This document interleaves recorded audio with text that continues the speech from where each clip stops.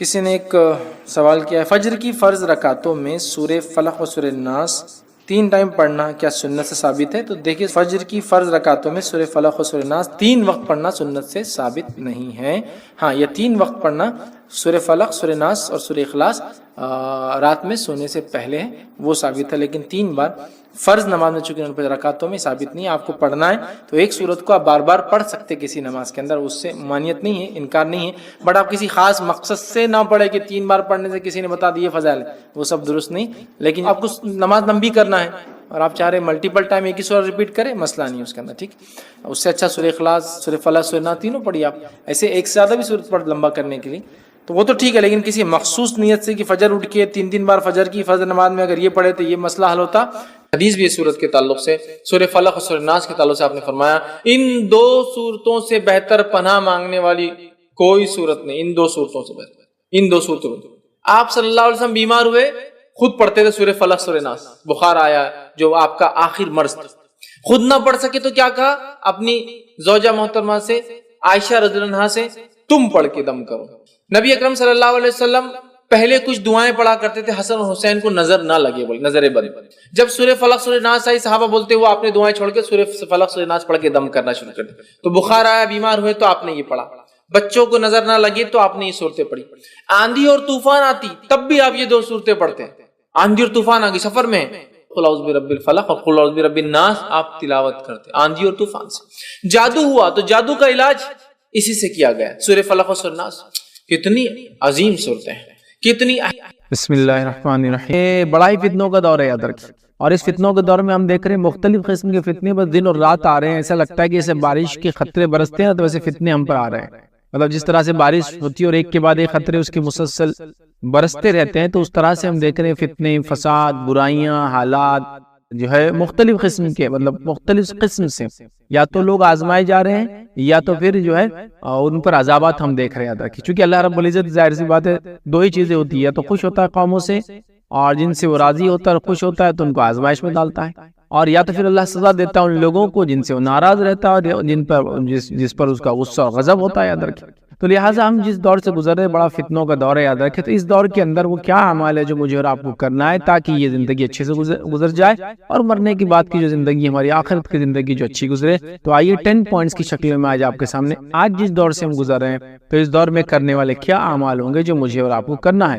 یاد رکھیے، سب سے پہلی چیز یاد رکھیے، ہم جس دور سے گزر رہے ہیں یہ فتنوں کا دور ہے، تو ہمیں اللہ رب العزت ہمیشہ فتنے مطلب فتنوں کا مطلب یہ ہے کہ ہماری آزمائش کا دور ایک طرح سے، تو ہمیں اللہ رب العزت سے ہمیشہ دعا کرتے رہنا چاہیے کہ اللہ رب العزت ہمیں آزمائش سے بچائے۔ تو آج کا پہلا ہمارا پوائنٹ ہوگا، یاد رکھیے کہ فتنوں سے بچنے کے لیے اللہ کی پناہ طلب کرنا، فتنوں سے بچنے کے لیے اللہ کی پناہ طلب کرنا، چونکہ جو دور سے میں اور آپ گزر رہے ہیں یہ بڑا پرفتن دور ہے، بڑا آزمائشوں کا دور ہے، یا تو پھر ہم نے اپنے اعمال کو اتنے برے کر دیے، بدعملیوں کے نتیجے میں عذاب آ رہا ہے ہم پر۔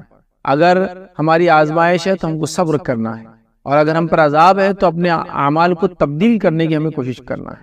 ہم دیکھ رہے ہیں لوگ پیٹے جا رہے ہیں، مارے جا رہے ہیں، لیکن وہ سمجھ نہیں پا رہے ہیں کہ یہ آزمائش اللہ کا عذاب ہے۔ عمومی طور سے اللہ کی آزمائش ان لوگوں کو ہی آتی ہے، اللہ کی آزمائش ان لوگوں کو آتی ہے، یاد رکھیے، جو اللہ کے مقرب بندے ہوتے ہیں، اور اللہ ان کو عذاب دیتا ہے، یاد رکھیے، جو لوگ اس کو ناراض کرتے ہیں۔ ظاہر سی بات ہے ہمیں ہمیشہ اللہ سے فتنوں سے جو ہے پناہ طلب کرنا چاہیے، یہ ہمارا پہلا نقطہ ہے۔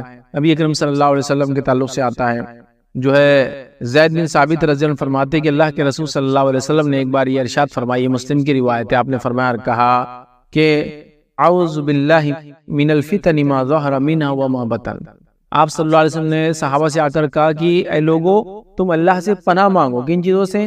من الفتن، فتنوں سے، یاد رکھیے، ما ظہر، جو ظاہر ہے، منها وما بطن، اور جو چھپے ہوئے ہیں۔ تو نبی اکرم صلی اللہ علیہ وسلم نے صحابہ سے کہا کہ اے لوگو، فتنوں سے پناہ مانگو اللہ سے، جو ظاہر ہے اور جو چھپے ہوئے ہیں۔ چنانچہ جیسی نبی اکرم صلی اللہ علیہ وسلم کا یہ حکم صحابہ نے سنا، صحابہ نے یہ کہا جو حدیث میں آتا ہے، نعوذ باللہ من الفتن ما ظہر منها وما بطن، ہم سب پناہ مانگتے اللہ کی ان فتنوں سے جو ظاہر ہے اور جو باطن ہے۔ تو گویا اللہ کے رسول صلی اللہ علیہ وسلم فتنوں سے بچنے کے لیے صحابہ کو تلقین کی، اور صحابہ نے فوراً یہ دعا دہرا لی اور کہا کہ اللہ ہم پناہ میں آتے ہیں تیری جو ظاہر فتنے ہیں اور جو باطن فتنے، یاد رکھیں۔ تو لہٰذا ہم بہت پرفتن دور سے گزر رہے ہیں، اس فتنے کے دور میں یاد رکھیے ہم تمام کو خوب کثرت سے اللہ سے دعا کرتے رہنا چاہیے کہ اللہ ان فتنوں سے ہمیں نجات دے، ان فتنوں میں ہمیں ثابت قدم رکھ، ان آزمائشوں کی ہمارا جو مرحلہ ہے اس میں اچھے سے گزار دے، ہم کو اس چیز کی توفیق دے کہ چونکہ آزمائش بھی تیری طرف سے آتی ہے اور آزمائش کو برداشت کرنے کی اور صبر کرنے کی توفیق بھی تیری طرف سے آتی ہے، تو لہٰذا ہمیں توفیق دے جو آزمائش تو نے دیا اس آزمائش میں ہم کھرے اترے، صحیح سے اس آزمائش سے گزرے اور یہ زندگی ہماری خیر سے گزر جائے اور آخرت میں ہمارا جو ہے بیڑا پار لگ جائے۔ تو بہرحال ہمیں سب سے پہلا کام کرنا ہے فتنوں سے پناہ مانگنا ہے، یہ پہلا کام ہے دور حاضر میں کرنے والے جو اعمال ہے، جو فتنوں سے ہم گزر رہے ہیں، جو فساد سے گزر رہے ہیں۔ آئیے دوسرا کام کیا کرنا ہے ہم کو دور حاضر کے اندر یاد رکھیے، وہ یہ ہے یاد رکھیے جو عمل کرنا ہے، جو اعمال کرنا ہے، یاد رکھیے وہ یہ ہے یاد رکھیے کہ ہمیں توحید پر قائم رہنا ہے۔ حالانکہ یہ تو اول پوائنٹ ہونا چاہیے، لیکن ظاہر سی بات ہے اول میں نے اس لیے رکھا کہ فتنوں سے، چونکہ فتنوں کے تعلق سے، مصیبتوں کے تعلق سے ہم دیکھ رہے ہیں تو پہلا ہو رکھا، لیکن توحید عقیدہ توحید پر ہونا ضروری ہے، اس لیے کہ اگر کوئی شخص عقیدہ توحید پر نہ ہو تو وہ آزمائش بھی اس کے لیے کچھ کام نہیں آنے والی، مطلب اس کو کوئی بینیفٹ نہیں ہونے والا آزمائشوں کا، بلکہ اس کے لیے ہو سکتا ہے سزا ہو۔ یاد رکھیں تو توحید سب سے امپورٹنٹ چیز ہے، یاد رکھیں دنیا کے اندر اگر کسی کو کوئی نعمت اللہ رب العزت نے عطا کی ہے اور جس نعمت کا انسان دن اور رات بھی شکر کرے تو کم ہے، وہ یہ ہے کہ اللہ رب العزت کسی بندے کو اس چیز کی ہدایت، مطلب جو نان مسلم ہے اس کو ہدایت دے دے اور کسی مسلمان کو توفیق دے دے کہ وہ توحید پر قائم رہے۔ اس سے بڑی کوئی دوسری نعمت نہیں، یاد رکھیے اگر انسان کو اللہ رب العزت ہاتھ پیر بھی نہ دے تو بھی چل جائیں گا، لیکن توحید کی نعمت دے، اس لیے کہ یہ چلی جائے تو پھر دنیا تو برباد ہوتی ہے، آخرت بھی ہو جاتی ہے۔ اللہ تعالیٰ مال و دولت نہ دے، غربت میں زندگی گزار دے، مگر توحید پر ہو، کامیابی ہے۔ اللہ تعالیٰ نے اگر مشکلوں میں زندگی گزار دی، بیماریوں میں گزار دی، تنگ دستی میں گزار دی، شہر سے بے شہر آپ کو ہونا پڑا، وطن سے بے وطن ہونا پڑا، مشکل ہو گئی، زمین پر فساد تھا آپ کے، کچھ بھی ہو، لیکن آپ نے اگر یہ کام کیا نا کہ آپ توحید پر تھے تو باقی بیڑا انشاءاللہ العزیز پار ہے، یاد رکھیے۔ اور اگر توحید نہیں تھی اور دنیا عیش و آرام سے گزر گئی، مال و دولت میں گزر گئی، حکومت اور جس کو کہیں گے سب کچھ مل گیا، اولاد مل گئی، اچھا ماحول مل گیا، کھانے کو ملی نعمتیں، زمین جائیداد، یہ وہ اچھا ملک، سب کچھ مل جائے، سلطنت دنیا کی، آخرت میں جو خسارہ، یاد رکھیے۔ تو ہمیں توحید پر قائم رہنا ہوگا، یاد رکھیے، توحید پر باقی رہنے کی دن رات کوشش کرنا ہوگی اور یہ بات کو جانچنا ہوگا، دیکھنا اور پرکھنا ہوگا کہیں ایسا نہ ہو ہمارے اندر کسی بھی قسم سے توحید کی الٹ چیز، وہ کیا ہوتا ہے شرک، وہ آنا جائے۔ اگر وہ آ جائے تو وہ ایک ایسا کیڑا، یاد رکھے، جو کسی بھی اچھے جھاڑ کو ایسا کیڑے خراب کر دیتے ہیں، جو جھاڑوں کو جڑوں میں لگ جاتے ہیں کبھی، تو یہ توحید میں اگر خلل ہو جائے، مطلب شرک آ جائے، تو یہ ایک ایسا کیڑا ہے جو جھاڑ کی جڑ میں لگا ہوا ہے، اوپر بھی نہیں دکھتا بھی نہیں۔ بہت اہم بات ہے، یاد رکھیں۔ تو دوسرا کام ہم کو کرنا ہے توحید پر قائم رہنا ہے، چاہے حالات کسی بھی قسم کے ہو، چاہے کسی بھی حالات سے میں اور آپ گزر رہے ہوں، یہ بات کا تہیہ ہوگا کہ توحید ہمارے ہاتھ سے کبھی نہ جائے۔ یاد رکھیے چونکہ عقیدہ توحید پر ثابت قدمی یہ سب سے بڑی اللہ رب العزت کی نعمت اور دولت ہے، اس لیے کہ اللہ رب العزت نے قرآن میں دیکھی کیا فرمایا، ما اصاب من مصیبت الا باذن اللہ ومن یؤمن باللہ یہدی قلبہ واللہ بکل شیء علیم۔ اللہ فرماتا کہتا ہے جو مصیبت بھی آتی ہے وہ اللہ کے اذن حکم سے آتی ہے، اور جو اللہ پر ایمان لائے تو اللہ اس کے دل کو ہدایت بخشتا ہے، اور اللہ ہر چیز کو جاننے والا ہے۔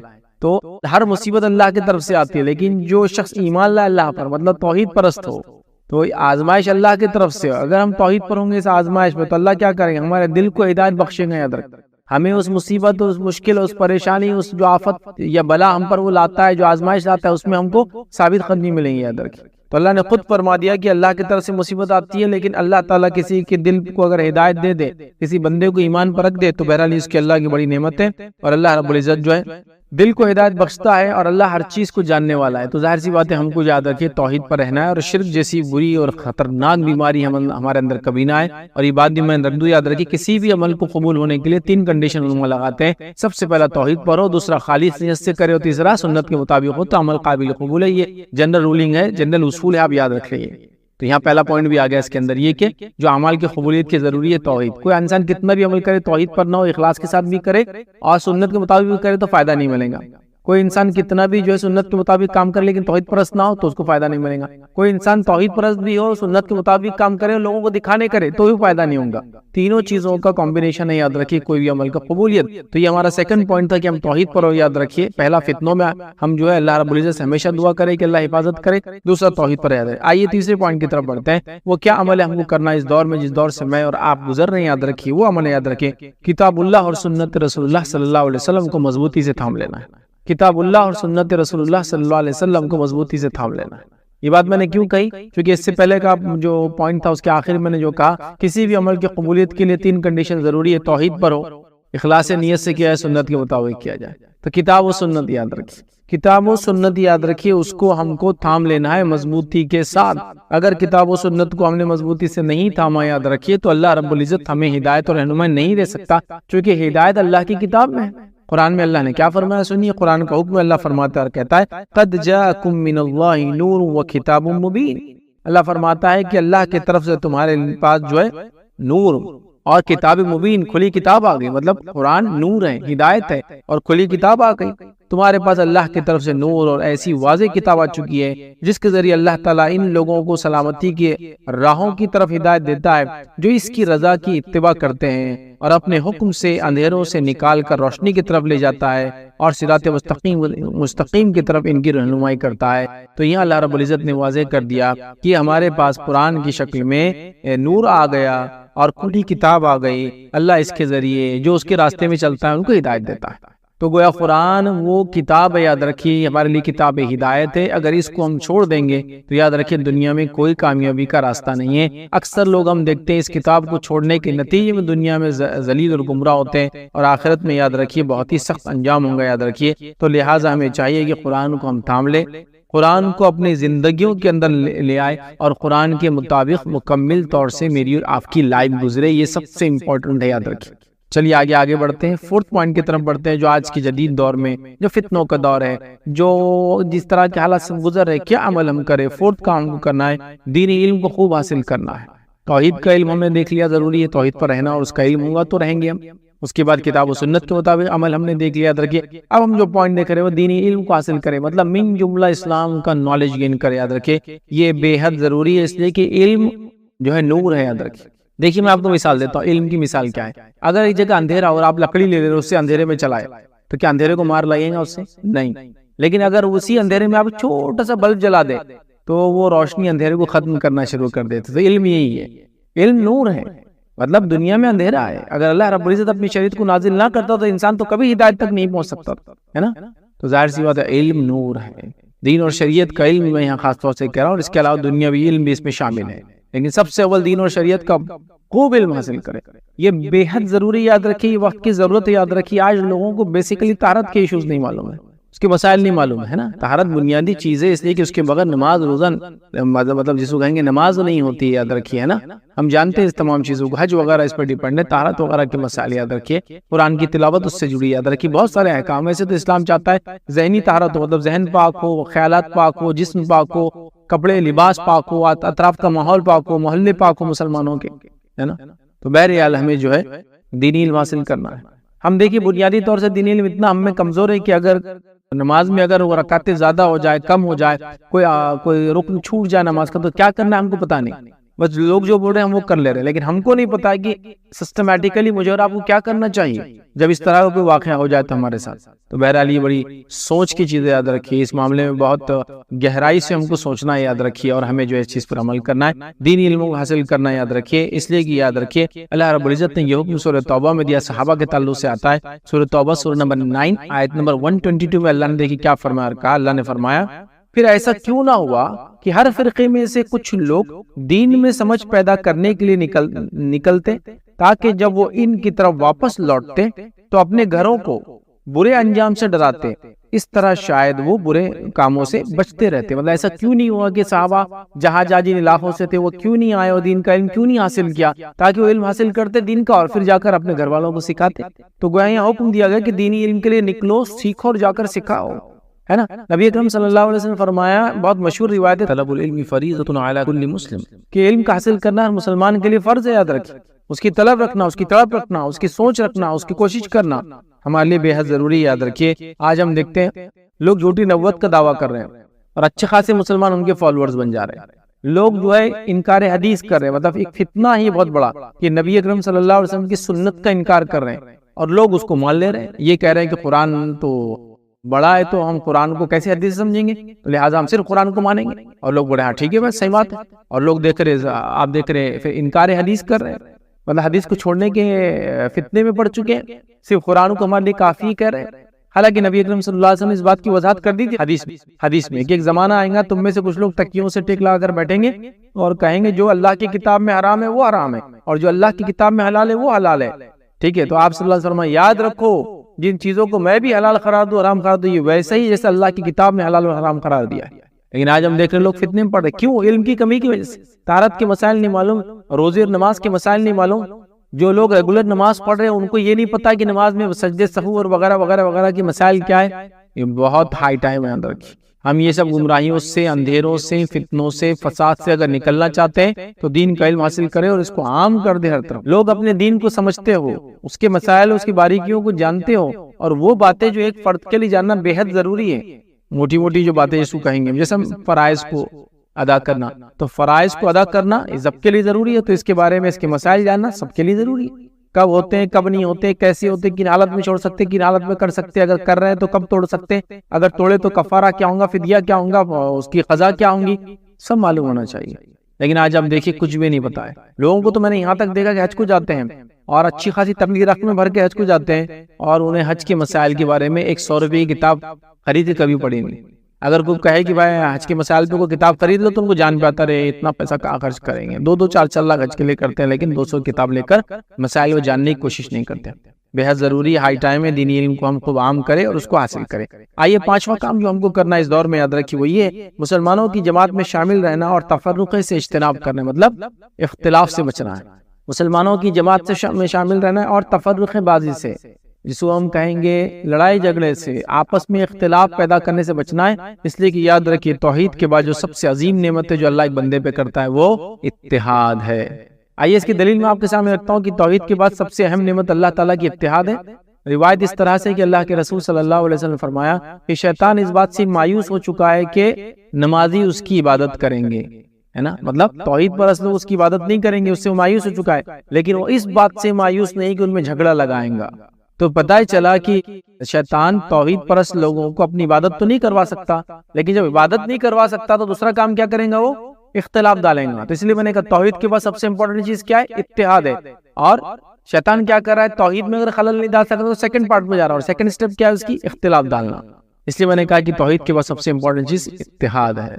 تو ہم امت کو اختلاف میں نہیں ڈالیں گے، خود اختلاف میں نہیں پڑیں گے، اختلاف کی وجہ نہیں بنیں گے۔ لیکن یہاں ایک بات کلیئر کر دوں، وہ یہ ہے کوئی آدمی اگر صحیح بات بتائے جس سے لوگوں میں اختلاف ہو تو وہ ایک الگ مسئلہ ہے۔ ہم صحیح بات کہنے سے تو روک نہیں سکتے نا، جیسا کوئی کہے کہ بات توحید کی بات مت کیجیے اب اس سے اختلاف ہو رہا ہے، نہیں یہ تو ہوگا۔ کوئی کہے کہ اتباع سنت کی بات مت کہیے اس سے اختلاف ہو رہا، نہیں ایسا۔ کوئی یہ کہے کہ قرآن کی بات مت کیجیے یار اس سے اختلاف ہو رہا، نہیں یہ تو کہیں گے ہم۔ اختلاف وہ چیزوں کے ذریعے کہ جو چیزیں قرآن و سنت کے خلاف ہو اور ان چیزوں کو ہم نے اپنے اندر اپنا لیا ہے اور وہ کر کے اختلاف پیدا ہوتا ہے، سمجھ میں آتا ہے۔ کتاب و سنت پہ چلنے سے اختلاف نہیں ہوتا ہے کبھی بھی، لہٰذا ہم اتحاد کو تھامیں۔ فروعی مسائل کے اندر جو ایسی باتیں ہوتی ہے جو سیکنڈری لیول کی ہوتی ہے، جیسا عقیدہ پرائمری چیز ہے، اس کے بعد نماز، روزہ، زکوٰۃ، حج، یہ فرائض پرائمری چیز ہے۔ اس کے بعد کچھ فروعی مسائل ہوتے ہیں، سیکنڈری چیزیں ہوتے ہیں کہ فلاں چیز میں یہ چھوٹ ہے، یہ کر سکتے، یہ نہیں کر سکتے۔ لیکن ان فروعی مسائل کو لے کے اتنا نہ جھگڑے کہ امت جو ہے آج سپلٹ اپ ہو چکی ہے، کئی فرقوں میں، کئی طبقوں میں، ٹوپیوں سے، شملوں کے کلر سے، ٹوپیوں کی ٹائپ سے، ڈریس کوڈ سے سمجھ میں آتا کون کس کو بلانگ کرتا ہے۔ ایسا نہیں ہونا چاہیے، ٹھیک ہے۔ تو اتحاد کو ہم قائم رکھیں، اس لیے کہ اگر اتحاد نہیں ہوگا، اختلاف ہوگا تو پھر بہت زیادہ مصیبت میں امت مسلمہ پڑ جائیں گی۔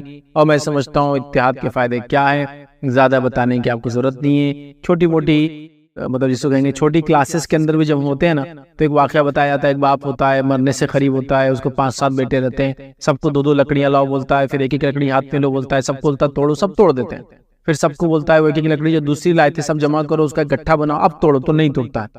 تو یہ بات بالکل کلیئر ہے کہ اتحاد میں برکت ہے، اتحاد رحمت ہے، اتحاد میں ہماری بقا ہے، اور اختلاف زحمت ہے، اختلاف عذاب کا باعث ہے، اور اختلاف کے نتیجے میں ہم خود اپنے آپ کو برباد کریں گے، دشمن کی ہم کو ضرورت ہی نہیں، یاد رکھیں۔ لہٰذا اتحاد بہت امپورٹنٹ چیز ہے۔ 6 پوائنٹ یاد رکھیے جو آج کے دور میں عمل کرنا ہے، وہ یہ یاد رکھیے، فتنوں کے ایام میں یاد رکھیے خصوصی طور سے عبادت میں مشغول رہیے۔ یہ دور سے گزر رہے ہیں، اختلاف بڑا ہی اختلاف اور فتنوں کا دور ہے، تو خصوصی طور سے کوشش کریں ہم کی عبادت میں مشغول رہے، اللہ رب العزت کی عبادت میں اپنے آپ کو مشغول کر لے، یاد رکھیں۔ نبی اکرم صلی اللہ علیہ وسلم دیکھیے کیا فرمایا، یہ صحیح مسلم کی روایت ہے، آپ نے فرمایا فتنوں میں عبادت کرنا ایسا ہے جیسے میری طرف ہجرت کرنا۔ مطلب فتنوں میں جو ہے انسان جب عبادت کرتا ہے اس کی مثال ایسی ہے کہ کوئی شخص نے نبی اکرم صلی اللہ علیہ وسلم کی طرف ہجرت کی. اور ہم سب جانتے ہیں کہ نبی اکرم صلی اللہ علیہ وسلم کی طرف جب ہجرت کا معنی یہ ہے کہ کسی زمانے میں جب نبی اکرم صلی اللہ علیہ وسلم کی طرف ہجرت کرتے ہیں تو ظاہر سی بات ہے فتنے فساد اور تکلیفوں میں لوگ آ جاتے ہیں. ٹھیک ہے، تو فتنوں کے وقت میں عبادت کرنا مطلب بڑا عمل ہے، اس لیے کہ ہر کوئی نہیں کر سکتا ہے. تو آپ فرمانا میری طرف ہجرت کرنے کے جیسے، سمجھ رہے آپ؟ تو لہٰذا فتنوں کے دور میں ہم کیا کریں؟ کوئی عبادت میں دل لگا یاد رکھیں، اور خاص طور سے عبادت کریں. نماز ہے، روزہ ہے، زکوٰۃ ہے، حج ہے، اس کے علاوہ تمام عبادت نفلی ہے اور فرضی ہے، تمام عبادتوں کے فرائض ہے اور نوافل یاد رکھیے، اس میں خوب اہتمام کرے، چونکہ فتنوں کے دور میں عبادت اللہ رب العزت کو پسند ہے. یہ ایک بندے کو اللہ نے آزمائش میں ڈالا اور اس آزمائش میں بھی اسی رب کو یاد کرتا ہے جس نے آزمائش میں ڈالا، اور ظاہر سی بات ہے اللہ دیکھتا ہے اس بندے کو اور کہتا ہے کہ یہ تو میرا بندہ ہے، یہ جانتا ہے اس کا ایک رب ہے، اسی نے اس کو آزمائش میں ڈالا ہے، وہی نکال سکتا ہے کیونکہ بندہ اسی سے مانگتا ہے. تو آزمائش بھی اللہ کی طرف سے، اس کو برداشت کرنے کی توفیق بھی اللہ کی طرف سے، اور اس آزمائش کو ہٹانا بھی اللہ کی طرف سے. بس ہمارا کام ہے اس میں صبر کرے اور اللہ سے دعا کرتے رہے کہ اللہ اس کو ہٹا دے. اسی طرح 7th پوائنٹ جو آج کا ہم لیں گے، 7واں کام جو ہم کو کرنا ہے آج کے دور میں، جو عمل کرنا ہے، یاد رکھیے تقوی کو اختیار کرنا ہے. اور تقوی کا تعلق دل سے، یاد رکھیے. تقوی میری داڑھی سے، تقوی میری ٹوپی سے، تقوی میرے نماز کے چٹے سے نہیں سمجھ میں آ سکتا ہے. تقوی دل کی کیفیت وہ اندر ہوتا ہے کہ جب بندہ اکیلا ہوتا ہے اور اکیلے میں بھی وہ کوئی گناہ نہیں کرتا، یہ سوچ کر کہ اس کا رب اسے دیکھ. اور تقوی کیا ہے؟ تقوی یہ ہے کہ اللہ رب العزت کے عذاب سے ڈر کی وجہ سے اور نبی اکرم صلی اللہ علیہ وسلم کی نافرمانی سے بچنے کے لیے ایک انسان سیدھی راہ پر چلے، صحیح کام کو کرے. یہ تقوی ہے کہ اللہ مجھے پکڑ نہ لے اس لیے میں نیک کام کرتا ہوں. یہ تقوی ہے کہ نبی اکرم صلی اللہ علیہ وسلم کی نافرمانی نہ ہو جائے مجھ سے. میں کیا کروں گا اگر ایسا میں کر کے چلا جاؤں گا تو روز قیامت کیا انجام ہوں گا؟ تو بہرحال وہ جو ہے جب یہ سوچتا ہے تو تقوی اختیار کرتا ہے. اور تقوی دل کی کیفیت یاد رکھیے. اللہ رب العزت نے قرآن میں دیکھی کیا فرمایا اس کے تعلق سے. اللہ فرماتا ہے اور کہتا ہے تقوی کے تعلق سے، یاد رکھیے اللہ نے فرمایا یا ایھا الذین آمنوا ان تتقوا اللہ یجعل لکم فرقانا ویکفر عنکم سیئاتکم ویغفر لکم واللہ ذو الفضل العظیم. اللہ فرماتا اور کہتا ہے، سنیے اس کا ترجمہ، اے ایمان والو اگر اللہ تعالیٰ سے ڈرتے رہو گے تو وہ تمہیں ایک بصیرت اور حق اور باطل کا فرق عطا کرے گا.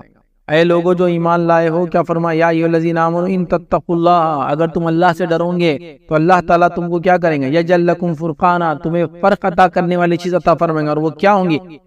فرق عطا کرنے والی چیز عطا فرمائیں گے، مطلب حق اور باطل میں ڈیفرینشیٹ کرنے کی صلاحیت انسان کو ملتی ہے جب وہ ایمان کے بعد تقوی اختیار کرتا ہے. حق اور باطل میں اللہ فرماتا اور کہتا ہے یجعل لکم فرقانا، وہ تم کو ایک فرق کرنے والی چیز عطا کر دے گا. پھر فرق کیا فرمایا؟ ویکفر عنکم سیئاتکم، اور تم سے تمہارے گناہوں کو معاف کر دے گا. پھر فرمایا ویغفر لکم، اور تمہاری مغفرت کر دے گا. پھر فرمایا واللہ ذو الفضل العظیم، اللہ بڑے فضل کا مالک. تو یہاں اس آیت میں بتایا گیا کہ اگر ایمان کے بعد تقوی اختیار کرتے ہیں تو اللہ رب العزت ہم کو فرقان عطا کرتا ہے، فرق کرنے کی تمیز عطا کرتا ہے. اور آج یہ چیز کھو چکی ہے، ہم حرام اور حلال کا فرق بھول چکے ہیں، محرم اور غیر محرم کا فرق بھول چکے ہیں. اسی طرح سود اور حلال چیزوں کا فرق، تجارت کا فرق بھول چکے ہیں. اسی طرح سنت اور بدعت کا فرق بھول چکے ہیں. اسی طرح توحید اور شرک سب کو ایک جیسا سمجھ رہے ہیں ہم لوگ.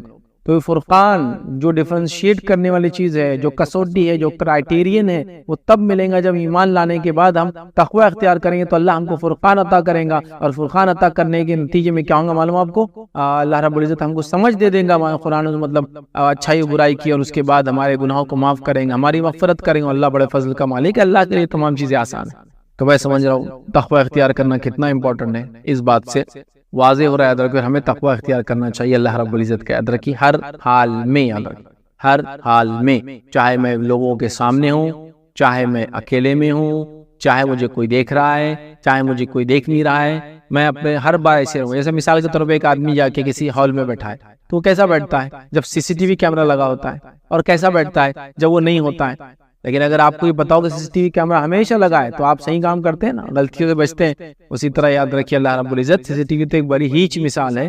اللہ رب العزت ہر چیز سے باخبر ہے، خیالات ہمارے ذہن میں کیا ہوتا ہے اس سے باخبر. تو بہرحال ہمیں چاہیے کہ ہم اللہ کا تقوی اختیار کریں، اس کے بڑے فائدے ہیں. اسی طرح جو ہے 8th پوائنٹ یا 8واں کام جو ہم کو کرنا ہے آج کے دور میں، جو فتنوں کا دور ہے، یہ دور جس سے ہم گزر رہے ہیں، یاد رکھیے وہ کام یاد رکھیے کثرت سے توبہ اور استغفار کرنا ہے. کثرت سے توبہ اور استغفار کرنا، بہت زیادہ توبہ اور استغفار کرنا. کیونکہ جب انسان توبہ اور استغفار کرتا ہے اللہ رب العزت ایسی قوم کو عذاب نہیں دیتا. آئیے اللہ کیا فرماتا ہے قرآن کے اندر، سنیے اللہ فرماتا ہے، کہتا ہے سورہ انفال سورہ نمبر جو ہے 8 اور آیت نمبر 33 میں اللہ فرماتا ہے، کہتا ہے وَمَا كَانَ اللَّهُ مُعَذِّبَهُمْ وَهُمْ يَسْتَغْفِرُونَ کہ اللہ تعالیٰ کیوں کسی قوم کو عذاب دیں گا جبکہ وہ اس سے معافی مانگتے استغفار کرتے ہیں۔ کیا فرمایا اللہ نے؟ وَمَا كَانَ اللَّهُ مُعَذِّبَهُمْ، اللہ کو کیا پڑی کسی قوم کو عذاب دینے کی، وَهُمْ يَسْتَغْفِرُونَ جبکہ وہ اس سے اپنے گناہوں کی معافی طلب کرتے ہیں۔ تو گناہوں کی معافی طلب کرنا بڑا عمل ہے، ہمیں ہمیشہ گناہوں سے معافی مانگتے رہنا چاہیے، ہر پل، ہر بار، ہر وقت، اٹھتے بیٹھتے سوتے جاگتے۔ نبی اکرم صلی اللہ علیہ وسلم گناہ نہیں کرتے تھے، معصوم تھے خطاؤں سے، گناہوں سے پاک تھے، آپ یاد رکھیے، اس کے باوجود بھی آپ 70 to 100 ٹائمز روایت میں آتا ہے توبہ اور استغفار کرتے ہیں۔ تو یہ ہم کو ٹریننگ تھی ایکچولی کہ امت کیا کرے، ہم تو کتنے گناہ کر رہے دن اور رات، نبی اکرم صلی اللہ علیہ وسلم معصوم ان خطا ہونے کے باوجود بھی معافی مانگ رہے ہیں، تو ہمیں گناہ ہوتے ہی معاف کر دینا۔ اور جب اللہ کیا فرما رہا ہے، اللہ کو کیا پڑی کسی قوم کو عذاب دینے کی جبکہ وہ استغفار کرتے ہیں۔ کثرت سے استغفار کرنے والے بن جائے، استغفار کے ان گنت فائدے یاد رکھیے۔ میں جو ٹاپک آپ کے سامنے رکھ رہا ہوں یاد رکھیے، 8 پوائنٹ ہے اور آگے اور 2 بھی ہے، یہ ہر پوائنٹ پہ میرا ایک کمپلیٹ لیکچر ہے۔ تقویٰ آپ اس سے پورا کمپلیٹ لیکچر ہے میرا، صبر اس پہ کمپلیٹ لیکچر ہے، ٹھیک ہے، توبہ استغفار اس پہ کمپلیٹ لیکچر ہے، آپ کوئی بھی پوائنٹ اٹھا لیجیے اس کے اندر سے، علم اس پہ کمپلیٹ لیکچر ہے، علم کی اہمیت، تو ہر پوائنٹ پہ یاد رکھیے میرا ایک کمپلیٹ مکمل لیکچر ہے، ٹھیک ہے، تو آپ ان کو تلاش کیجئے، جیسے پناہ مانگنے والی دعائیں ساری ملیں گے آپ کو، پورے جتنے پوائنٹس ہیں اس پہ لیکچر سے، ٹھیک ہے۔ تو خاص طور سے توبہ اور استغفار۔ توبہ کا میننگ کیا ہے؟ ایک راستے سے چل رہا تھا انسان، وہ راستے سے پلٹ گیا، مطلب گناہوں کے راستے پہ تھا، اپنے آپ کو پلٹ گیا، نیکی کی طرف مڑ گیا۔ استغفار کیا ہے؟ توبہ کرنے کے بعد وہ اپنے گناہوں سے معافی چاہتا ہے اپنے رب سے، اور جو گناہ چکے اس کی معافی چاہتا ہے، اور جس حالت سے گزر رہا ہے اس میں معافی مانگتا ہے، اور آنے والی زندگی گناہ نہ ہو بول کے معافی مانگتا ہے۔ سمجھ رہا بات؟ لہٰذا توبہ اور استغفار کا ہم دامن تھام لے، اور میں سمجھتا ہوں توبہ اور استغفار کیا ہے آپ جانتے ہیں، اور توبہ کے کچھ کنڈیشن ہیں۔ سب سے پہلے دل میں نادم ہو، انٹینشن ہو توبہ کا، اس کے بعد اللہ سے توبہ کرے، اور اس کے بعد جو ہے کبھی نہ اس عمل کو دہرائے، اور بندوں کا معاملہ ہو تو اس چیز کو واپس لوٹا دے، یہ کنڈیشن ہے یاد رکھیے توبہ کی۔ لہٰذا ہمیں توبہ کرنا ہے اور کثرت سے استغفار کرنا۔ آئیے آگے بڑھتے ہیں، اور جو جدید دور میں جس حالت سے ہم گزر رہے، جو کرنے والے اعمال ہے اس میں سے ایک عمل جو کرنا ہے وہ ہے فارغ اوقات کو نفع بخش کاموں میں لگانا ہے، کیونکہ آج کل لوگوں کے پاس بہت خالی وقت، جتنی دنیا بزی بھی ہو رہی ہے تو اتنے لوگ خالی بھی تو ہے۔ آج دیکھیے ہر آدمی کوشش کر رہا ہے کہ اس کو جو 1.5 GB 2 GB 3 GB پھکٹ میں ملا ہے، فری کا ملا ہے، بس اس کو خرچ کرنے پورا دن ڈال رہا۔ دیکھیے آپ پورا دن ویسٹ ہو رہا ہے۔ میں نے پیسے بھر دیا، سال بھر کا ریچارج کر لیا 2500 کا، آپ 2500 کا ریچارج کیا تو میرے لیے ضروری ہے نا ایک بائٹ نہیں، اس کا ایک بٹ یوز کروں میں، تو بس لگا ہے وہ جتنے GB اس کو فری ملا کھپا رہا ہے اس کو بس۔ بھائی وہ ایک بنڈل ایک پیکیج ہے، لے لیا آپ نے، ختم، آپ کو جتنی ضرورت ہے کیجیے، باقی بند، لیکن فالتو میں وقت ضائع کیا جا رہا ہے۔ کچھ لوگوں کی مصروفیت کا یہ عالم یاد رکھیے کہ ان کے ذرہ برابر بھی ٹائم نہیں ہے، اور کچھ لوگوں کے خالی وقت کا یہ عالم یاد رکھیے کہ ان کا اتنا وقت ہے کہ وہ اپنے وقت کو کہاں ضائع کرے اس پہ پریشانی معلوم، ہاؤ ٹو ویسٹ ٹائم، اس کے لیے تیاریاں چل رہی کہ وقت کو برباد کیسے کرے یاد رکھیں، ٹھیک ہے۔ لوگوں کے پاس اتنا خالی وقت ہے، اسی کو انتہا نہیں۔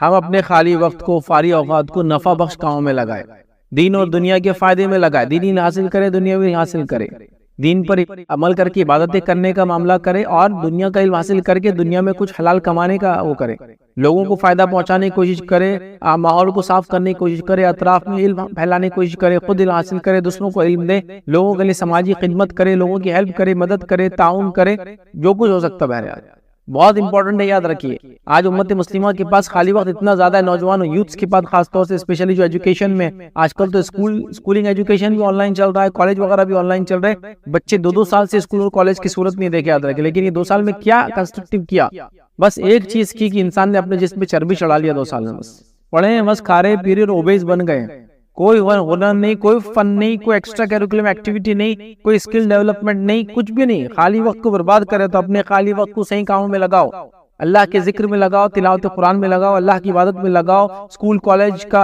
نالج حاصل کرنے میں لگاؤ، اس کے علاوہ جتنے بینیفیشل نالج ہے اس کو گین کرو، نالج کو ڈیسیمنیٹ لوگوں میں پھیلاؤ، لوگوں کے اندر اچھی عادتوں کو ڈالنے کی کوشش کرو، لوگوں کو اچھائی کا حکم دو، برائی سے روکو۔ کیا کچھ نہیں کرنا ہے ہم کو؟ آج امت مسلمہ ایجوکیشن میں کہاں ہے دیکھیے آپ، بزنس میں کہاں ہے آپ دیکھیے آپ، دنیا کے اندر کیا حال ہے ہمارا۔ تو اپنے خالی وقت کو، فارغ اوقات کو صحیح جگہ لگانا بہت امپورٹنٹ چیز ہے، اس کو ذہن میں رکھیں۔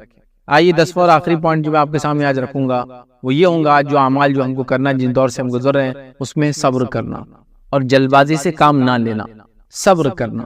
صبر بڑی اہم چیز ہے یاد رکھیں، چونکہ اللہ کی مدد کا تعلق صبر سے ہے۔ اللہ کی مدد صبر کے بعد آتی ہے، یاد رکھیے۔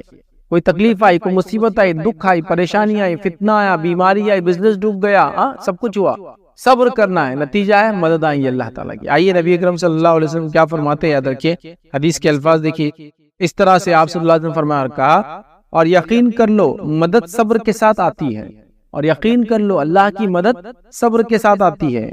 اور پھر فرمائے، اور پریشانی کے بعد خوشحالی یقینی ہے، مطلب پریشانی کے بعد اچھا وقت اللہ تعالیٰ لاتا ہے، اور ہر تنگی آسانی اور آسودگی کو لاتی ہے، ہر تنگی اس کے بعد فراوانی کو لاتی ہے، مطلب جب پریشانی میں ہوں گے، تنگی میں ہوں گے تو اس کا اچھا دور بھی آئے گا۔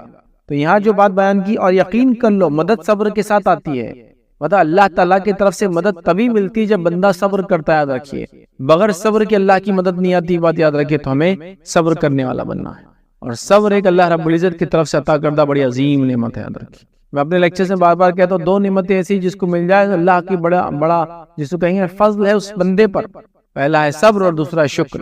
صبر اور شکر بڑے عظیم نعمت ہے، اور نبی اکرم صلی اللہ علیہ وسلم اس کو یوں بیان کر فرمایا، مومن کا معاملہ بھی بڑا عجیب ہے، مومن کا معاملہ بڑا عجیب ہے کہ جب اللہ اس کو فراوانی دیتا ہے، خوشحالی دیتا ہے، اچھائی دیتا ہے، تو اس کا شکر ادا کرتا ہے، اور یہ اس کے لیے اچھی بات ہے، اجر دیتے، اس سے اس کو ثواب ملتا ہے۔ اور جب اللہ اس کو آزماتا ہے تو اس میں صبر کرتا ہے، اور اس کی وجہ سے بھی اس کو ثواب اور اجر ملتا ہے۔ تو گویا ہمارے کو اللہ نے اگر کچھ دیا تو اس کا شکر ادا کیجیے، اس پہ ثواب ملتا ہے، اور اگر مصیبت میں ڈالا تو صبر کیجیے، اس کا بھی ثواب ملتا ہے۔ تو صبر بڑا امپورٹنٹ پوائنٹ ہے، یاد رکھیے۔ تو ہمیں خوب سے خوب صبر کرنا چاہیے، یاد رکھیے، اور جلد بازی سے کام نہیں لینا چاہیے، کیونکہ جلد بازی سے کام لینے کے چکر میں یاد رکھیے بہت سی بار اچھے خاصے کام برباد ہو جاتے، بگڑ جاتے، تحریکیں برباد ہو جاتی ہے، ملک برباد ہو جاتے، انسٹیٹیوشنز برباد ہو جاتے، شخصیتیں برباد ہو جاتی، گھر برباد ہو جاتے ہیں، ہے نا۔ بیوی کو شوہر نے کسی حال میں دیکھ لیا، بغیر پوچھے کہ وہ ایسا کیوں اور کیا، طلاق دے دی، بس صبر کرتا، تھوڑا پوچھ لیتا ہے کیا ہوا۔ کسی قوم کے بارے میں کسی قوم نے افواہ اڑا دی، فلاں لوگوں نے فلاں کیا، بغیر صبر کیا آپ نے کچھ بھی کر دیا، بعد میں پچھتا رہے کہ غلطی کیسے ہوگی ہم سے۔ صبر بڑی اہم چیز ہے، یاد رکھیے، صبر بڑی اہم چیز ہے۔ تو صبر کا دامن کبھی نہ چھوڑے، اور جلد بازی سے بالکل بھی کام نہ لے۔ آج کے دور میں جو کہ فیک نیوز کا دور ہے، آج کا دور جھوٹ بولنے کا دور ہے، آج کے دور میں کوئی کسی کو قتل کرتا ہے، کوئی مرتا ہے، کوئی مارتا ہے، کسی کو پتہ نہیں کیا ہو رہا ہے۔ تو اس دور میں یاد رکھیے صبر بڑی اہم چیز ہے، یاد رکھیے، اور صبر کے ساتھ راسخ علم کے ساتھ قدم اٹھانے کی ضرورت ہے۔ یہ ہوائی باتوں، fake news, media, social media, what's app university کا دور ہے بہرحال، جس کے اندر بہت ہی کچھ بھی چالو، یاد رکھیے، کوئی اتھینٹسٹی نہیں، یاد رکھیے۔ تو لہٰذا صبر بڑی اہم چیز ہے، یاد رکھیے، صبر بیماری پر، صبر تکلیف پر، صبر موت پر، صبر فتنے پر، صبر فساد پر، صبر بزنس کے ڈوبنے پر، صبر کسی اعضاء کے کھونے پر، صبر ہر چیز پر صبر ہے، یاد رکھیے، اور صبر کا بڑا اجر ہے، یاد رکھیے۔ تو لہٰذا ہم صبر کریں۔ تو یہ 10 پوائنٹ تھے، یاد رکھیے، جو آج میں نے مناسب سمجھے دور حاضر میں کرنے والے اعمال۔ پہلا ہم نے دیکھا فتنوں کے اندر ہم جو اللہ سے مدد طلب کریں، ہمیشہ دعا کریں کہ اللہ فتنوں کو ہٹائے ہم سے دور۔ دوسرا ہم نے دیکھا عقیدہ توحید پر راسخ رہے۔ تیسرا ہم نے دیکھا کتاب و سنت کو مضبوطی سے سامنے۔ چوتھی بات ہم نے جو سیکھی، یاد رکھیے، دیکھا جو عمل کرنا ہے، یاد رکھیے، دینی علم کو خوب حاصل کریں۔ 5th پوائنٹ دیکھا ہم نے مسلمانوں کی جماعت سے جڑے رہے اور اختلاف سے بچتے رہے۔ 6th پوائنٹ جو آج ہم نے دیکھا، یاد رکھیے، وہ یہ تھا کہ فتنوں کے ایام میں خصوصی طور پہ عبادت کرے اللہ تعالیٰ کی۔ 7th پوائنٹ ہم نے دیکھا تقوی اختیار کرے۔ 8th پوائنٹ ہم نے دیکھا، یاد رکھیے، کثرت سے توبہ استغفار کرے۔ 9th پوائنٹ دیکھا فارغ وقت کو، ایمٹی ٹائم کو، خالی ٹائم کو، فری ٹائم کو صحیح جگہ استعمال کرے۔ اور 10th پوائنٹ ہم نے صبر دیکھا۔ بہرحال یہ 10 پوائنٹ تو جو میں نے مناسب سمجھے آپ کے سامنے رکھوں۔ اللہ رب العزت سے دعا ہے کہ اللہ سبحانہ تعالیٰ جو کچھ کہا سنا گیا اسے عمل کی توفیق عطا فرمائے۔ اللہ رب العزت ہم مسلمانوں کو اس فتنے فساد کے دور سے آسانی کے ساتھ نکال دے، ہماری دنیا کو بھی خیر کر، ہمارے لیے آخرت بھی خیر کر۔ اسی پہ اپنی بات کو میں ختم کروں گا۔ وآخر دعوانا الحمدللہ رب العالمین، سبحان ربک رب العزت عما یصفون، وسلام علی المرسلین، والحمدللہ رب العالمین۔ السلام علیکم ورحمۃ اللہ۔ وعلیکم السلام ورحمۃ اللہ وبرکاتہ۔ مل صاحب، میرا ایک سوال یہ ہے کہ مطلب اب انشاءاللہ روزے آ رہے ہیں، مطلب جو بیمار ہو، مطلب کس حد تک کوئی انسان روزے چھوڑ سکتا ہے؟ مطلب اگر اسے ڈاکٹر نے کہا ہے کہ آپ روزے نہیں رکھ سکتے ہو، کیا وہ اس بات پہ نہیں رہ سکتا ہے روزہ کے مطلب، یا ہمیں اور کچھ بھی اس کے لیے کرنا چاہیے؟ دیکھیے، اگر کوئی انسان رمضان آ رہا ہے، سوال ہے بہن کا کہ روزے رکھنے کا کیا معاملہ ہے، اگر ڈاکٹر ریکمینڈ کرے کہ روزے نہ رکھے کسی وجہ سے تو کیا کرے؟ تو دیکھیے، اگر انسان بیمار ہو تو وہ روزہ چھوڑ سکتا ہے۔ قرآن نے کہا کہ اگر انسان مسافر ہو، سفر میں ہو یا بیمار ہو تو وہ روزے چھوڑ دے اور اس کی گنتی بعد میں پوری کر لے۔ تو جو ڈاکٹر آپ کو کہہ رہا ہے کہ روزے مت رکھو، کیا وجہ سے کہہ رہا ہے، آپ کو پوچھنا چاہیے اگر ڈاکٹر کہہ رہا ہے کہ اگر آپ روزے رکھیں گے تو آپ کی جان کو خطرہ ہو سکتا ہے، کسی باڈی پارٹ کو خطرہ ہو سکتا ہے، یا آپ کو سیویئر کوئی ڈیمیج ہو سکتا ہے، یا کوئی کریٹیکل کنڈیشن میں آپ جا سکتے ہیں، تو ڈاکٹر کی ریکمنڈیشن پہ آپ روزے پھر چھوڑ سکتے ہیں ادر کی، ٹھیک ہے؟ تو آپ ڈاکٹر سے یہ پوچھیں مطلب کہ وہ کیوں منع کر رہا ہے، اور اس کے بعد یہ بھی پوچھے اگر وہ منع کر رہا ہے تو کیا صرف رمضان کے حد تک نہ رکھوں یا بعد میں کنٹینیو اس کو کر سکتا ہوں؟ جیسا فار ایگزامپل کہ ابھی جو شہر میں رہتا ہوں اورنگ آباد، یہاں گرمی بہت زیادہ ہوتی ہے گرمیوں کے دنوں میں، جیسا ابھی ٹیمپریچر 38 39 40 تک جاتا ہے، تو اگر کوئی ڈاکٹر ریکمنڈ کرے کسی پیشنٹ کو کہ ابھی روزے رکھنا تمہارے لیے جان کے لیے خطرہ ہے، لیکن تم سردی کے دن میں ان روزوں کی قضا کر سکتے ہو، تو پھر چونکہ ڈاکٹر ریکمنڈ کر رہا ہے، اس کی جان کو خطرہ ہے، تو پھر وہ روزے چھوڑ دے گا اور اس کے بعد سردیوں کے اندر اس روزوں کو رکھ سکتا ہے۔ تو ایک تو پوچھنا پڑے گا روزے کیوں نہ رکھوں، ڈاکٹر ریزن بتائیں گا، تو آپ روزے چھوڑنا، اگر ڈاکٹر ریکمنڈ کر رہا ہے کہ آپ کی جان کو خطرہ ہے مت رکھیے تو آپ پھر مت رکھیے۔ اس کے بعد کیا بعد میں رکھ سکتے ہیں، اس سے یہ بھی پوچھیے مطلب بعد میں کب رکھ سکتے ہیں، پھر مطلب کون سا موسم، کیسی حالت کے بعد، جیسا کہ 3 مہینے دوا کھا لیجیے پھر رکھ سکتے ہیں، 6 مہینے کے بعد انشاءاللہ رکھ سکتے ہیں، اگلے سال سے پہلے رکھ سکتے ہیں، وہ پوچھ لیجیے، تو پھر وہ کر لیجیے کہ آپ قضا کر لیجیے اس کو جو روزے بیماری کی وجہ سے چھوڑتے ہیں۔ اور اگر ایسی بیماری ہے کہ وہ ختم ہی نہیں ہو رہی ہے بعد رمضان بھی، تو پھر آپ فدیہ دے دیجیے، مطلب چانسز نہیں ہے کہ پھر کبھی صحت ملے، جیسا بہت سارے لوگ شوگر کے مریض ہوتے ہیں جس کو خاص طور سے ٹائپ 1 کی شوگر ہوتی ہے، یاد رکھیں، جس میں انسولین وغیرہ بہت ہائی ڈوز ہوتا ہے، کئی انجیکشن ہوتے ہیں، تو بیچارے نہیں رکھ پاتے ہیں، تو آپ ڈاکٹر سے پوچھیں وہ کیوں کہہ رہا ہے، وہ ڈاکٹر آپ کو بتائیں گا، اگر واقعی میں آپ کی جان کو خطرہ ہے تو پھر آپ روزے نہ رکھیں، اس کا یا تو قضا کر لیں یا پھر اگر ہمیشہ نہ رکھ پائے تو فدیہ دے دے کر۔ مطلب اگر اب ان کا ہو گیا، جیسے کہ جس پیشنٹ کے بارے میں بات کر رہی ہوں، ایسے تو بہت نارمل ہے، لیکن وہ مطلب بیمار 2005 سے وہ دوائی دے رہے ہیں اور انہیں یہ ہے کہ انہیں مطلب فاقہ نہیں دینا ہے، اور اس وجہ سے انہیں ڈاکٹر نے کہا ہے کہ آپ بالکل روزہ نہ رکھیے جب تک آپ ٹھیک نہیں ہو جاؤ گے، لیکن جو مطلب انہیں پرابلم ہے انہیں لائف ٹائم دوائی کھانی ہے، اس کے لیے انہیں کیا فدیہ دینا ہے؟ ہاں فدیہ دیکھیے، یاد رکھیے اس کو جو ہے اس شخص کو جو روزہ نہیں رکھ سکتا ہے وہ ایک مسکین کو کھانا کھلائیں گے اندر کی۔ اب مسکین کو کھانا کھلانے میں کتنا لگتا ہے کہ انسان کو کھانے کے لیے، وہ آپ دیکھ لیں ایک دن کے حساب سے، اور اس مسکین کو دے دے، یاد رکھیے، یا تو ہر روزے کے بدلے اسی دن چکا دے، یا تو پھر ایک ساتھ 30 مسکینوں کو وہ کھانا کھلا دے، یا تو پھر ہر روز کسی ایک مسکین کو، جیسا بھی ہوتا ہے مطلب ہر روزے کے بدلے ایک مسکین کو کھانا کھلا دے، یہ اس کا فدیہ ہوگا۔ علماء نے فدیے میں کیا دیا جائے الگ الگ باتیں کہی، میں نے یہاں تک پڑھا کہ کسی نے کہا اتنا اناج دے دی جائے، بیسٹ یہ کہ جو کھانا بناتے نا گھر کا وہ کھانا ہی کھانے کے لیے کسی کو دے دیا جائے ہر روزے کے بدلے ایک انسان کو، انشاءاللہ عزیز وہ کافی ہو جائیں گا۔ اگر ہمیں کوئی یہ غریب نہ ملا تو ہم وہ ایسے بھی دے سکتے ہیں رقم کسی غریب؟ نہیں، غریب کو آپ کھلائیے، غریب نہ ملے تو دوسرے ایریا میں دیجیے، آپ جہاں غریب ہے موجود، آپ کے آس پاس نہیں ہے تو کہیں اور علاقے میں دیجیے انشاءاللہ۔ مطلب اماؤنٹ نہیں ہم دے سکتے؟ اماؤنٹ پھر وہ کھانا کھائے، مطلب اگر آپ اماؤنٹ دے رہے تو وہ کھانا کھائے، اماؤنٹ دیں گے اور وہ کھانا نہیں کھا کے کچھ استعمال کر لے تو اس کے بیٹر ہے کہ تو اس کو مسکین کو کھانا کھلانے کا حکم ہے، تو ہمیں وہ کھانا ہی کھلانا چاہیے، یہ بیٹر ہے۔ اماؤنٹ وغیرہ یہ مجبوری کہ اس میں آپ علماء سے فتاوی لے سکتے ہیں کہ ہے ہی نہیں کیا کریں، وہ ایک الگ شکل ہے، لیکن ابھی تو میں ریکمنڈ کروں گا آپ غریب کو تلاش کریں اور اس کو کھلا دیں۔ شکریہ، جزاک اللہ خیر۔ السلام علیکم۔ وعلیکم السلام۔ کیا عورتیں اعتکاف کر سکتی ہیں گھر میں؟ دیکھیے عورتوں کے اعتکاف کے تعلق سے جو مسئلہ ہے یاد رکھیے وہ یہ ہے کہ عورتوں کا اعتکاف بھی مردوں کے جیسا مسجد میں ہی ہوں گا، یاد رکھیے۔ تو آپ کیا کریں، جس علاقے میں رہتے ہیں مسجد کمیٹی وغیرہ کو بولیں کہ عورتوں کے لیے بھی اعتکاف کا انتظام کیا جائے۔ نبی اکرم صلی اللہ علیہ وسلم کے گھر جو حجرے تھے وہ مسجد نبوی کے پیچھے تھے بالکل، لیکن اس کے باوجود بھی کہ مسجد نبوی کے بالکل باؤنڈری پہ لگے ہوئے آپ کے حجرے تھے، امہات المومنین کے خیمے مسجد نبوی کے احاطے میں لگائے جاتے تھے جب وہ اعتکاف کرتی تھی۔ اسی لیے ایک روایت بڑی مشہور ہے نا کہ ایک امہات المومنین میں سے ایک نے، ام المومنین نے خیمہ لگایا، پھر دوسری نے لگایا، پھر تیسری نے لگایا، دیکھا دیکھ تینوں لگا دیا۔ اللہ کے رسول صلی اللہ علیہ وسلم اس عمل سے ناراض ہوئی کہ دیکھا دیکھی کیا، کہا سب کے نکال دو، یہ بار مت کرو اس لیے کہ تم نے ایک دوسرے کے دیکھا دیکھی میں کیا، حالانکہ گھر پیچھے ہے، باؤنڈری پر ہے، پھر بھی گھر میں نہیں کرتے ہوئے مسجد میں کیا۔ میں بھی یہی کہوں گا کہ مسجد میں ہی اعتکاف کرنا چاہیے عورتوں نے بھی۔ جی میرا سوال ہے کہ ہمارے اپنے گھر میں یہاں ہم نے بنائی ہے مطلب درسگاہ، اس کے اوپر مسجد بنائی، تو وہ ہم استعمال کر سکتے ہیں، اوپر مسجد نیچے درسگاہ؟ مطلب اوپر کے فلور پر مسجد ہے اور نیچے کے فلور پہ درسگاہ ہے، یہ بولنا چاہ رہے ہیں؟ جی جی جی، نیچے درسگاہ، اوپر بنایا مسجد، اب اپنا شہر میں مطلب اپنے شہر میں ہے۔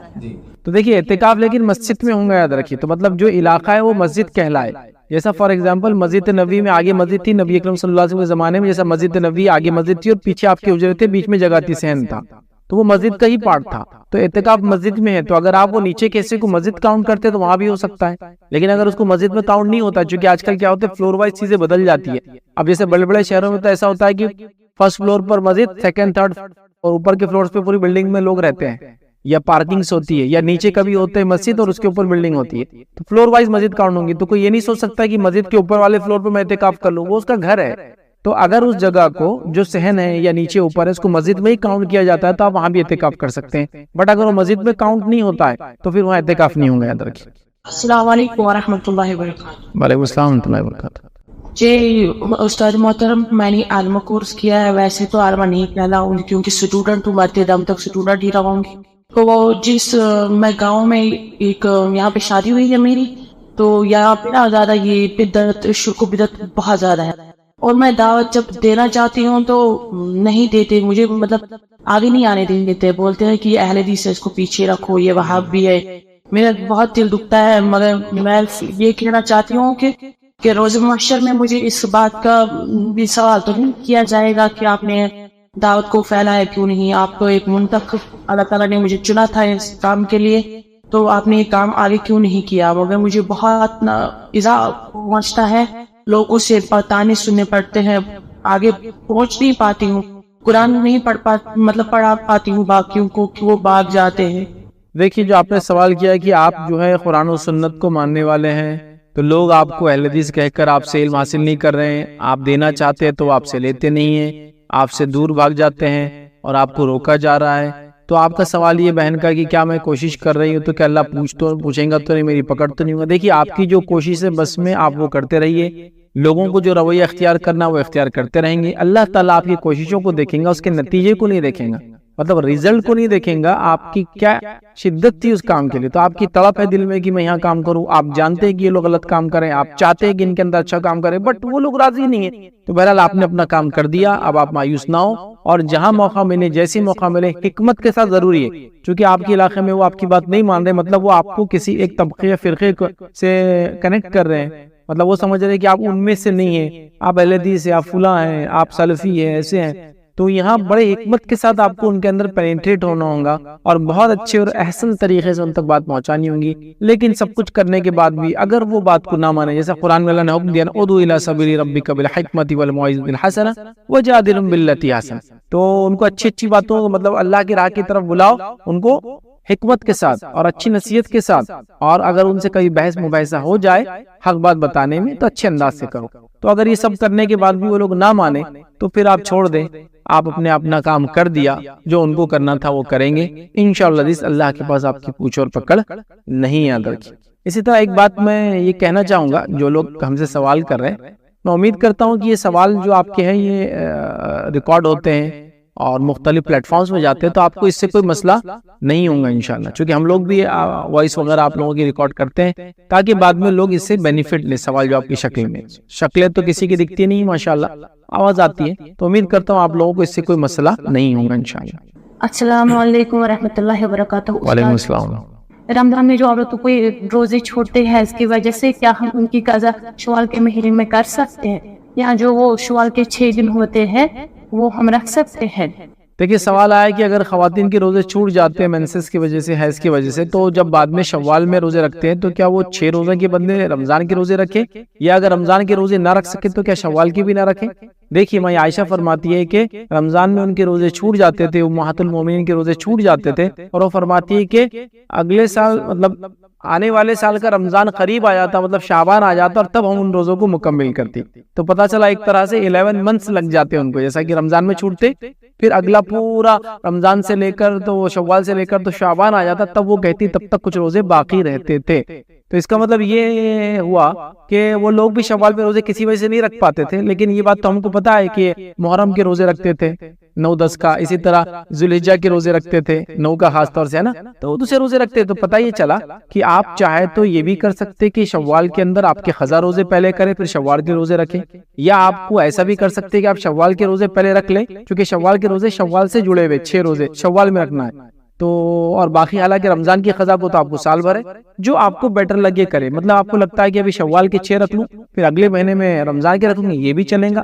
آپ یہ سوچتے ہیں کہ پہلے رمضان کے رکھ لوں پھر شوال کے 6 رکھوں گی، یہ بھی چلیں گا. یہ ڈیپینڈ ہے، لیکن آپ کے لیے رمضان کے لیے پورا 1 سال ہے جبکہ شوال کے لیے صرف 30 دن ہوتے ہیں. اب آپ اس میں دونوں میں سے جو کرنا چاہیں، یا تو یہ بھی رکھے وہ بھی کرے، یا پہلے رمضان کے رکھے پھر شوال کے، یا تو شوال کے شوال میں رکھے رمضان کے اس کے بعد کے.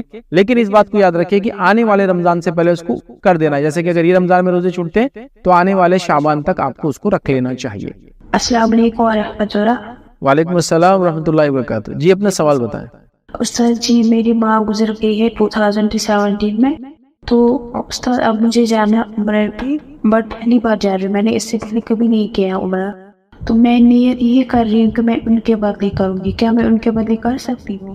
تو دیکھیے عمرہ بدل اور حج بدل، بہن کا سوال تھا کہ ان کی والدہ کے بدلے عمرہ کرنا چاہتی ہے. تو عمرہ بدل اور حج بدل کے لیے جو شخص عمرہ کر رہا ہے یا حج کر رہا ہے اس کا پہلے سے عمرہ یا حج ہونا ضروری ہے. تو اگر آپ عمرہ کرنے جا رہے ہیں کسی میت کی طرف سے تو آپ کا عمرہ پہلے سے ہوا ہونا ضروری ہے، اور اگر آپ حج کرنے جا رہے ہیں میت کی طرف سے تو آپ کا حج ہوا ہونا ضروری ہے. تو لہٰذا اگر آپ عمرے کے لیے جا رہے ہیں تو ابھی آپ کیا کریں، آپ کی والدہ کی عمرے کی نیت سے نہیں، اپنے عمرے کی نیت سے نکلے گھر سے، وہاں جا کے اپنا عمرہ مکمل کرے، اور اپنا عمرہ مکمل کرنے کے بعد پھر آپ کو دوسرا موقع ملے تو اپنی والدہ کا عمرہ کرے اس میں.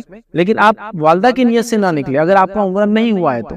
لیکن اگر آپ نے پہلے عمرہ کر چکا ہے سمجھ لیجئے، تو پھر آپ کو کیا کرنا ہے، والدہ کی نیت سے جانا ہے، اور والدہ کا بھی عمرہ کرنا ہے، اور موقع ملے تو پھر اپنے عمرے بھی اور آپ اضافی کر سکتے ہیں. لیکن اگر آپ کا عمرہ نہیں ہوا، جیسے آپ نے کہا کہ پہلی بار جا رہے ہیں، تو پھر آپ اپنے عمرے کی نیت سے جائیے. پہلا عمرہ آپ اپنا کر لیجئے، اور اس کے بعد پھر جو ہے آپ حرم سے باہر چلے جاتے ہیں، حدود سے باہر چلے جاتے ہیں، پھر آنے کا موقع ملتا ہے تو پھر دوسری بار آئیے اور پھر اپنی والدہ کی نیت سے کیجئے، چونکہ آپ کے لیے عمرہ بدل کرنے کے لیے آپ کا عمرہ پہلے ہونا ضروری ہے. جی استاد میرا یہ اور ایک کوشچن ہے کہ جنت میں ہم ماں باپ کو پہچان سکتے ہیں؟ دیکھیے سوال ہے کیا جنت میں ماں باپ کو پہچان سکتے ہیں؟ ہاں، انسان اپنے ماں باپ کو پہچانیں گا، اپنے پچھلی نسلیں گزری بھی ان کو پہچانیں گا، جو بچے بعد میں آئیں گے ان کو پہچانیں گا، سب کا تعارف ہو جائیں گا. مطلب یہ ان کے تھے، وہ ان کے بچے تھے. انسان تو کتنوں کو دیکھتا ہے، کبھی اپنے بچوں کو کبھی ان کے بچوں کو، آپ کو سب پتہ چل جائیں گے وہ کون ہے.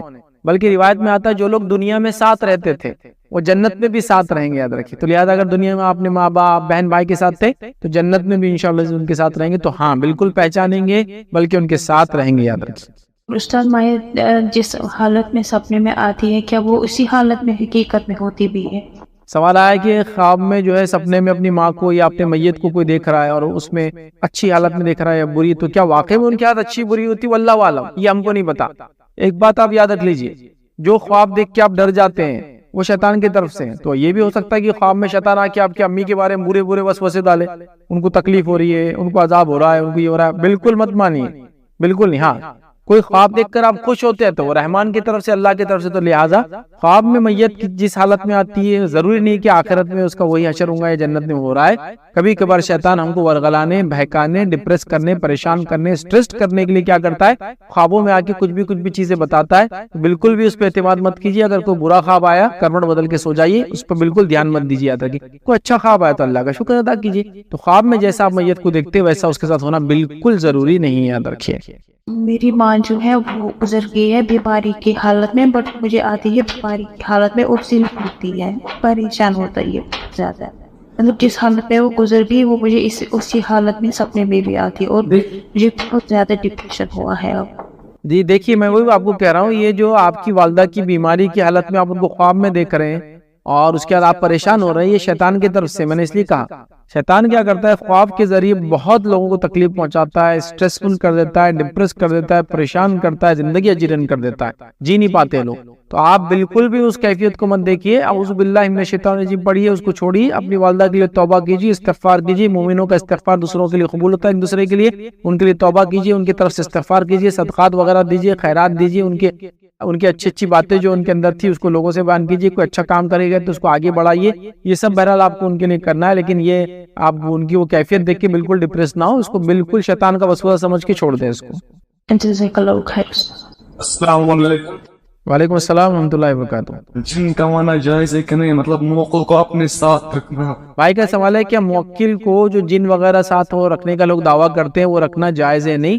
تو یاد رکھیں کسی بھی جن کو اپنے قبضے میں رکھنا جائز نہیں ہے. اور دوسرا جن انسان کے قبضے میں آتا ہی نہیں ہے، چونکہ جو مخلوق چھپی ہوئی ہے اس کو آپ کنٹرول کیسا کریں گے؟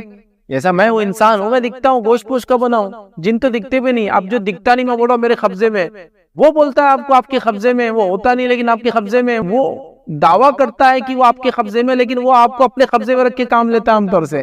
تو موکل کا رکھنا جائز نہیں ہے، شرن درست نہیں ہے. میرا مطلب یہ ہے کہ اگر کسی میں جن غصہ ہوا ہوگا، میرا مطلب یہ ہے کہ وہ اس کو اپنے کنٹرول میں کر سکتا ہے کہ نہیں. اگر آپ کے اندر بھی کوئی جن ہے تو اس کو آپ کنٹرول میں نہیں کر سکتے.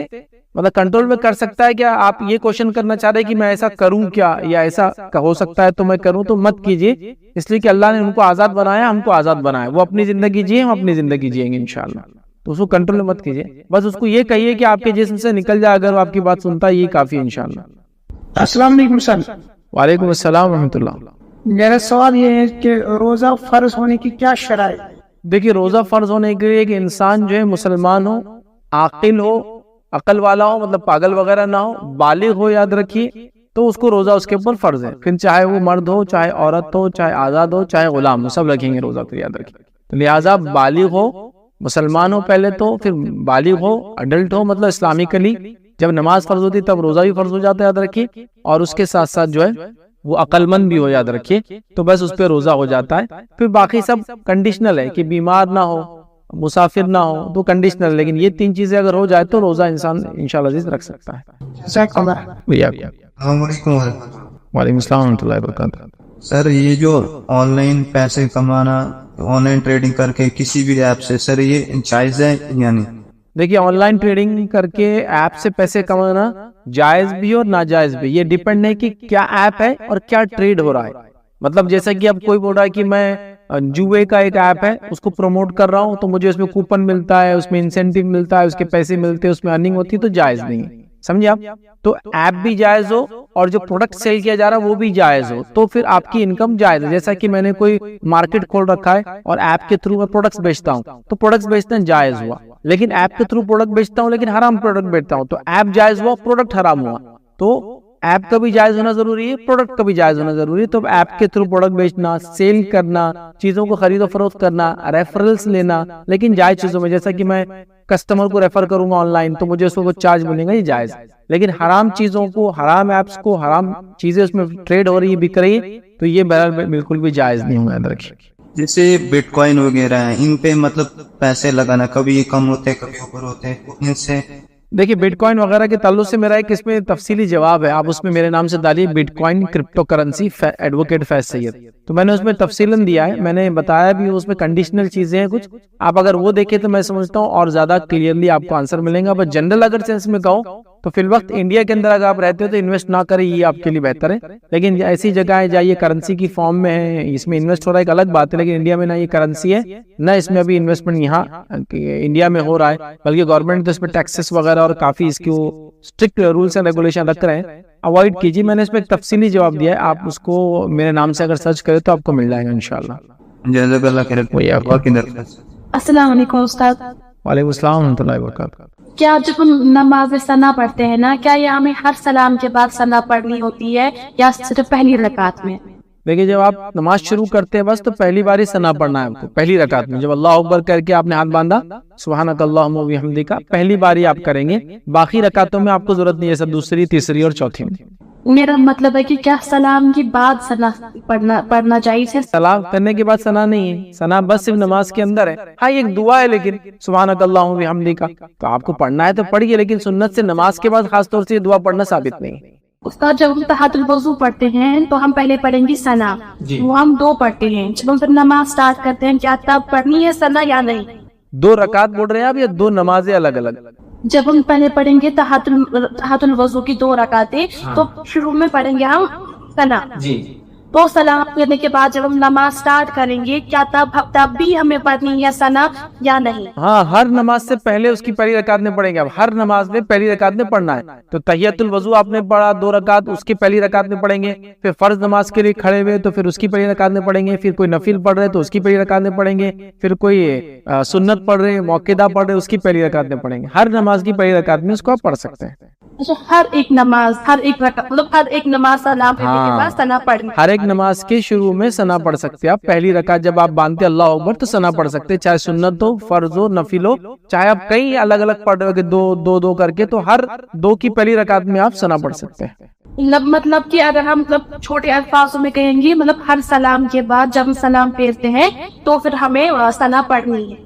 इस सलाम के बाद नहीं हो, मतलब जब अस्सलाम वालेकुम रहमतुल्लाह अस्सलाम इसके बाद नहीं पढ़ना है, आप रकात बांध रहे हैं जब और उसके बाद पढ़ना है। जी जी अगर मतलब फजर की नमाज के वक्त की बात करेंगे, जब हम पहले 2 सुन्नत पढ़ेंगे तो पहले सना पढ़ेंगे, जी तो सलाम फेर दी, जब हमने फर्ज की नमाज स्टार्ट की तो फिर से पहले सना फिर पढ़ेंगे। से सना पढ़ेंगे। हाँ, ये इसका माना है। हर रकात हर नमाज की पहली रकात में सना से शुरू करेंगे आप। जी, जज़ाकल्लाहु खैरन कसीरा। अस्सलाम वालेकुम उस्ताद, मेरा ये सवाल था कि अगर कोई इस तरह की हालत में हराम की तरफ न जाए, यानी हराम न खाए और उनका इंतकाल हो जाए, क्या वो खुदकशी होगी? देखिए, आपने जो सवाल किया ये बहुत कंडीशनल क्वेश्चन है। मतलब उसने क्या कैफियत थी जिसको इस्तेदारी हम बोल रहे हैं, और क्या उसने नहीं किया जिससे ये हुआ। ये बहुत एक मतलब जिसको कहेंगे ना, एक ऐसा सवाल है कि आपको पर्टिकुलर मसला बता के किसी मुफ्ती से जवाब मांगना चाहिए इसका, क्योंकि ये हालात, माहौल, समाज और क्यों उसने किया उस पर डिपेंड है। अभी कभी कभार क्या होता है कि कौमें बदलने से, मुल्क बदलने से, जमीन बदलने से, इलाका बदलने से भी मसाइल समझ में नहीं आते हम लोगों को उसने क्यों किया। तो आप क्या कीजिए, ये इस्तरारी कैफियत उसकी क्या थी, किसी मुफ्ती को बताइए, फिर वो मुफ्ती इंशाअल्लाह जवाब देगा कि इसने ऐसा करना चाहिए था या नहीं। क्योंकि आपने ये पूछा ना कि क्या वो ऐसी हालत में वो चीज ना करे फिर मर जाए तो खुदकुशी होगा, तो ये एक बड़ा सवाल है आपका। तो मैं चाहूंगा किसी आप मुफ्ती से अगर बात करें पूरा मसला बता के, तो वो इंशाअल्लाह ज्यादा अच्छे मौके पर रहेगा कि आपको जवाब दे सके। ठीक है, जज़ाकल्लाह खैर। वालेकुम अस्सलाम वरहमतुल्लाहि वबरकातुहू। जी, मेरा ये सवाल है कि जो इस्तिंजा के वक्त जो छींटों के वसवसे आते हैं उनको किस तरह हम दूर कर सकते हैं? वसवसे जी देखिए, इस्तिंजा करते वक्त जो वसवसे आते हैं, ये पहली बात तो आप समझ ले शैतान की तरफ से है, और इसको कभी भी टेंशन ना ले, इसके तरफ ध्यान ना दे। शैतान मोमिन के लिए सबसे पहला वसवसा डालता है उसके तहारत में, फिर दूसरा वसवसा डालता है जब गुस्ल में नहीं डाल सकता है, तहारत में नहीं डाल सकता है, गुस्ल में नहीं डाल सकता है तो डालता है वजू में, वजू में नहीं डाल सका तो फिर नमाज को जब खड़ा होता तो फिर तब डालता है वसवसा। नमाज पढ़ लिया तो वसवसा डालता है कि तेरी नमाज नहीं हुई, तो ये वसवसा है। आप क्या करें इसके लिए, समझो आप इस्तिंजा के लिए गए, आपने तहारत कर ली, तहारत करने के बाद आप समझ लीजिए वहां से हट रहे हैं, तो अब शैतान वसवसा डाल रहा है, पैर पे छींटे उड़े होंगे, कपड़े पे छींटे उड़े होंगे, यहाँ लगे होंगे, वहां लगे होंगे, तो आप उसकी बातों पे ध्यान मत दीजिए। इस्लाम यकीन पर वो करता है, शक पर नहीं। तो आपको यकीन हो पेशाब कहीं लगा तो आप उतने हिस्से को धो सकते हैं, या गिलाजत लगी तो धो सकते हैं, लेकिन आप शक पे मत कीजिए कि यहाँ चींटे उड़े होंगे, यहाँ उड़े होंगे, कपड़ों पे उड़े होंगे, चप्पल पे उड़े होंगे, यहाँ फला, ये सब चक्कर में मत जाइए, शैतान की तरफ से है। तो जब आपने इस्तिंजा करके आप उठे और आपको यकीन है कि कहीं चींटे नहीं उड़े, वो शक क्या उसको छोड़िए, तो फिर आप उसके बाद दूसरी तहारत ना करें। आपको आज़ा को जो है खामोखा ज्यादा धोने की जरूरत नहीं, याद रखिए। तो शैतान तहारत में वसवसे डालता है, शैतान आपको जो है आपकी नमाजों वसवसे डालता है, आपके गुस्ल में डालता है, तो उसको ये मौका बिल्कुल भी ना दे। और वसवसों को हटाने के लिए याद रखे, कोई भी काम, कोई भी नजस गिलाजत जब तक यकीन ना हो लगी है तब तक आपको शक करने की जरूरत नहीं है उसके अंदर। उस्ताद, मरने के बाद रूह कहाँ चली जाती है? देखिए, मरने के बाद रूह जो है दो में से कोई एक जगह पर जमा हो जाती है जाकर।